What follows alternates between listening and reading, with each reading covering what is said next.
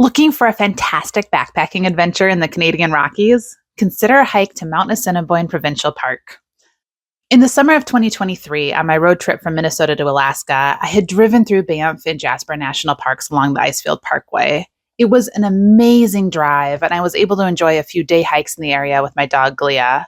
Unfortunately, I didn't have a lot of time for really extensive hiking, and Glia was getting older and wasn't quite up to a full backpacking adventure in the Rockies. So when I returned back to my home in Minnesota, it wasn't long before I started planning a return trip to the Rockies, this time to go and backpack into the wilderness. There are so many backpacking trails in this area that it was really hard to pick one. We had originally settled on trying to get reservations for the Skyline Trail, but it's so popular that even though we were on the website as soon as the reservations opened up, we were too far back in line to get a campsite reserved for that trail. Happily, though, we were able to snag reservations for another one of our choices, and that was for the hike from Sunshine Village in Banff to Lake Magog in Mount Assiniboine Provincial Park. Mount Assiniboine Provincial Park is world-renowned for its lakes, glaciers, peaks, and alpine meadows. Mount Assiniboine itself sits on the Continental Divide near the southeast corner of the park at an elevation of 3,618 meters, or for those of us used to measuring mountains in feet, that would be 11,870 feet. There are no roads into this park, so you can either access this park by hiking, or if you want, you can also pay to be helicoptered in. The main core area of Mount Assiniboine Provincial Park has a lodge, some huts, a campground, and plenty of day hiking trails, so the helicopter can take you straight there. For those interested in hiking to Mount Assiniboine, you can start from either the Mount Shark Trailhead or from Sunshine Village in Banff. The Mount Shark Trailhead is at the stadium for the Mount Shark cross-country ski trail system and does require a pass for that ski system in order to leave your car there. If you're going to park at the Sunshine Village parking lot, you will need a National Park pass for Banff National Park. We had originally considered a through hike starting at Sunshine Village and ending at the Mount Shark Trailhead, but unfortunately transportation between the two trailheads can be a bit tricky. There's no shuttle between the trailheads, so you can either try to hitchhike out or you can use a taxi service.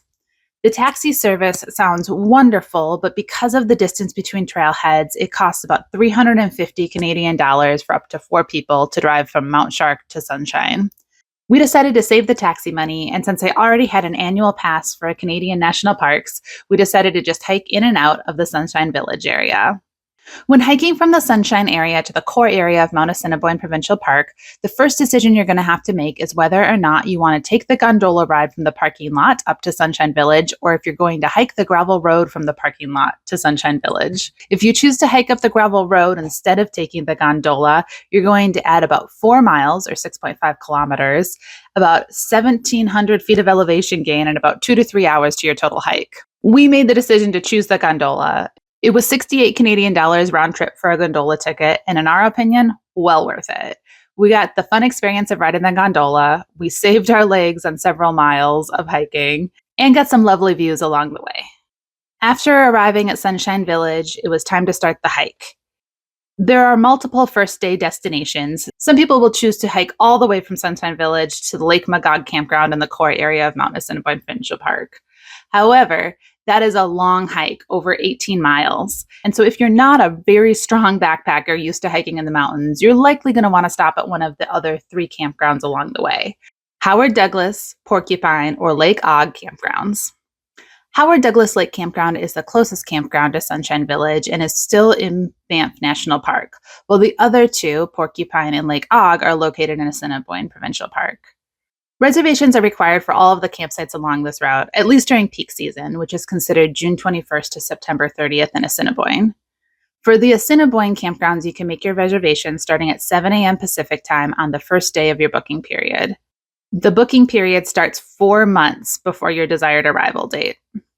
If you want to stay at the Howard Douglas Lake Campground, that reservation will need to be made through the Banff reservation system, which opens in March. To give you an idea of how far away the campsites are, if you were starting from the top of the gondola in Sunshine Village, the Howard Douglas Lake Campground is about 5.8 kilometers or 3.6 miles. Porcupine Campground is about 7.8 miles or 12.5 kilometers. And Lake Og Campground is about 14.1 miles or 22.7 kilometers.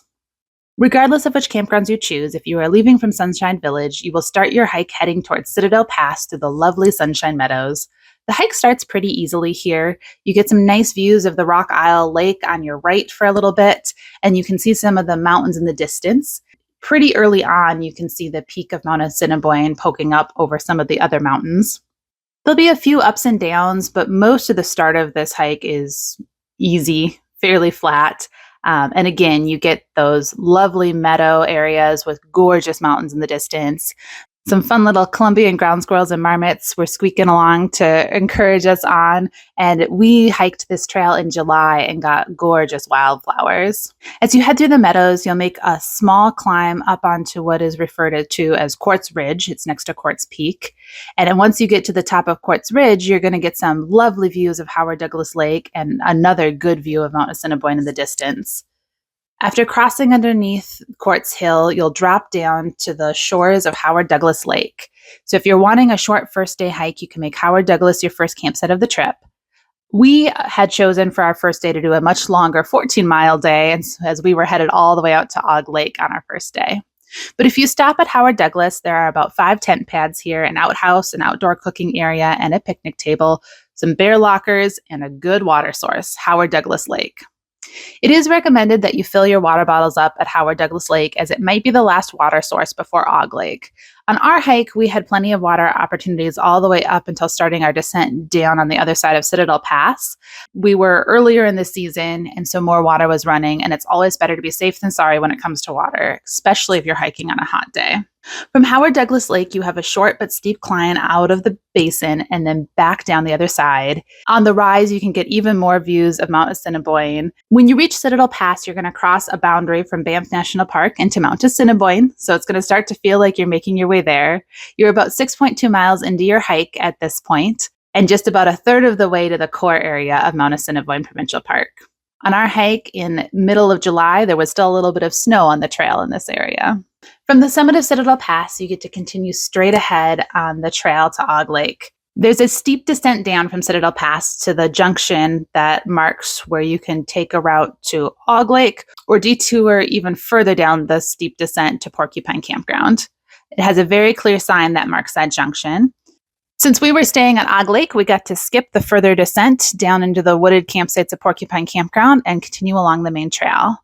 The trail continues to drop in elevation here, about 400 more feet of elevation, and does become narrow in a few places as it begins to traverse the sides of a grassy slope.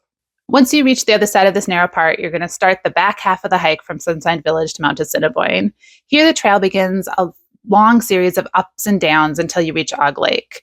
I personally agree with the blog Dirty Shoes and Epic Views when they describe this as their least favorite section of the trail, stating that mentally, we were expecting just a gradual uphill from here to Og Lake, like they had read in some trail descriptions, which may be why they found this part of the hike particularly tiring.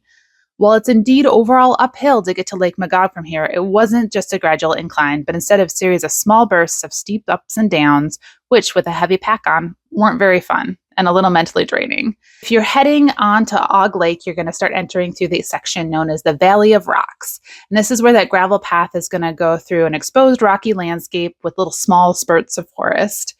But as you reach the end of the Valley of Lakes, you're going to crest a hill overlooking Og Lake. And on a clear day, which we were lucky to have, you get gorgeous views of the lake and Mount Assiniboine in the distance. We spent the night at Og Lake, arriving a little bit late, and then enjoyed a slow morning the next day, recovering from our 14-mile hike the day before. The campground near Og Lake sits near the shores, although it's a little bit of a hike down. There are multiple tent pads, and although you need a reservation here, you are going to pick any unoccupied site when you arrive. You're not reserving a specific site. The Og Lake campground has one open-air designated cooking space. It has bear boxes, bear hang, and a gray water pit, along with an outhouse. And they provide the toilet paper for you here, which is a nice perk I'm not used to when backpacking.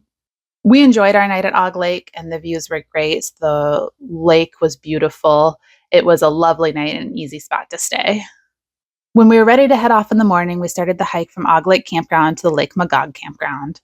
You get to cross the expansive Og Meadows, which offer spectacular views of Mount Assiniboine. And then you get to continue up over the Og Pass Junction and follow the signs on the trails pointing to the Lake Magog Campground. You're going to walk past the Assiniboine Lodge first, and then it's going to be another 1.4 kilometers off to the Magog campground. Take note of where the lodge is. Some days they do offer a kind of tea, beer, wine service, which is a really fun and unique experience in this area. Most backpacking trips don't offer the opportunity to purchase a cider and sit by a gorgeous lake, enjoying the ice cold drink and such beautiful surroundings. When you get to the campground itself, take note of which days that tea service is offered. Lake Magog campground itself is a 40-site campground, and so it's pretty large. Again, these campsites, while you reserve a spot in the campground, you're not reserving a specific site. And so when you get there, it may be a little bit more hiking around to find an unoccupied campsite.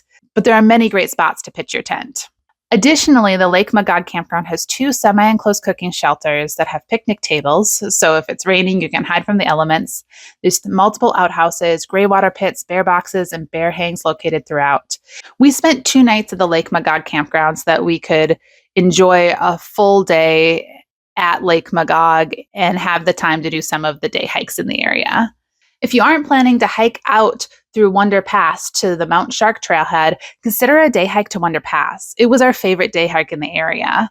Or you can explore the famous Niblet Nublet Nub hike, which is also amazing. If you do Wonder Pass, it's a fairly easy hike that climbs up from Lake Magog area to Wonder Pass. You'll get fantastic views of the pass itself, but I highly recommend that you keep going to the Overlook Trail for a nice view of the stunning Marble Lake down in the valley below. If you are planning to hike out through Wonder Pass, then maybe you want to do the Niblet, Nublet, and Nub hike instead. The Niblet, Nublet, Nub hike offers 3 different summits that you can climb to, and the views are great from all through. The hike does get gradually harder to each viewpoint, and so feel free to stop at whichever one you want to stop at. The views from each of them are equally stunning. The Niblet is about 7,840 feet in elevation. Nublet is about 8,300 feet in elevation, and the Nub is at 9,000 feet in elevation. If you don't want to do a bunch of day hiking once you get up there and are looking for something more relaxing, just hang out by Lake Magog or do the more flat hikes around Sunburst and Cerulean Lakes. Lots of gorgeous areas to explore. We could have easily spent another day in this area. But unfortunately for us, after 2 nights, it was time to head out. The hike from Mount Assiniboine to Sunshine Village is actually a little bit tougher than the hike in. Mostly that's because there's more elevation to climb up. You have to do that steep descent from Citadel Pass down to Porcupine. You have to do in reverse on your way out. We elected to stay at the Porcupine campground on our way out to break up the hike. And so it was really nice not to have another 14-mile day in the mountains ahead of us. Instead, it was about 10 miles to Porcupine campground from Lake Magog. Porcupine campground does require a little bit more elevation gain and loss as you have to head even further down into the valley in order to camp there. And the campground itself was nice. It's a forested campground. It was probably the least scenic of the ones that we stayed at, but it was nice. And we had a nice, good water source there. There's a stream that was nice and icy cold with plenty of water for us. But do be aware that some reports say that the water source can dry up at certain times of the year, so be prepared to not have water at this campsite. We enjoyed our restful night at the Porcupine campground, and we're ready to start that steep climb the next morning. After we made it up and over Citadel Pass, there were a few smaller rises and descents, but overall, an easier hike back to Sunshine Village and then back down the gondola. If I had to do this trip again, I would probably break up our first day of the trip and add one more day to our backpacking route, probably going from Sunshine to Howard Douglas, then to Lake Og, and then Magog. And on the way back, still stopping at Porcupine just for some variety. But regardless of how you break up the campsites, this hike is beautiful, stunning, and well worth your time. Please leave any questions or comments below. Let me know if you've hiked it, what your tips are, what your thoughts are. If you have other backpacking trips in the Canadian Rockies area that you love and would recommend people hike, leave me your thoughts below. I hope you all have a great week. Thanks for joining me on my adventures.